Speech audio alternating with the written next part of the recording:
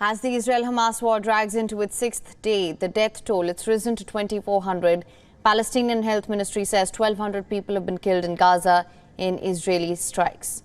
Israel endured a massive multi-pronged surprise attack from Hamas on Saturday, triggering another war. Over 1,200 people have been killed so far. In the latest, the White House has reportedly backtracked from comments made by President Joe Biden about him seeing pictures of decapitated children. US President Biden had said that he'd seen pictures of beheaded children among the casualties in Israel. But a White House official has now reportedly clarified that Biden did not see any such pictures.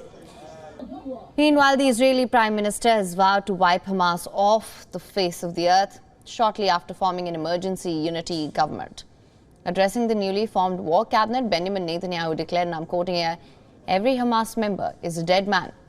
Netanyahu has temporarily settled his political differences by including centrist former Defense Minister Benny Gantz in the new government formed for the duration of the crisis. Israel has amassed thousands of troops, tanks and other heavy armor around Gaza as it executes a total siege of the Strip before launching a ground offensive. The threat of a multi-front war is also looming large as Israel came under fresh attacks on its northern borders from militant groups in neighboring Lebanon and Syria. Supplies ran low in the Gaza Strip, where power went out last evening after the only power station in the territory ran out of fuel. With this, all medical facilities risk going out of operation within days, triggering a greater humanitarian crisis. The United Nations says 11 of its volunteers have been killed in the Israeli air raids in Gaza.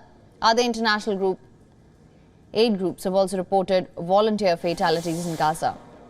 The aid groups have demanded a humanitarian corridor into the blockaded Strip.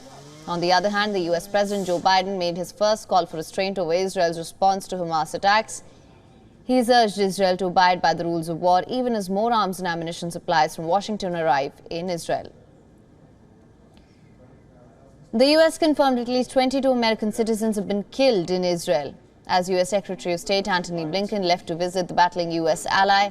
But the United States has not been able to ascertain the number of Americans taken hostage by the Hamas group. Fears mounted in Israel over the fate of at least 130 hostages held in Gaza by Hamas. The group claims to have released 3 hostages, including 2 children and a woman. But awaiting official confirmation, Israeli media has denied the claim, saying that the 3 were never taken hostage in the first place. The militant group has also claimed that 4 captives died in Israeli strikes earlier. They threatened to kill other hostages if civilian targets are bombed without advance warning from Israel. WION is now available in your country. Download the app now. Get all the news on the move.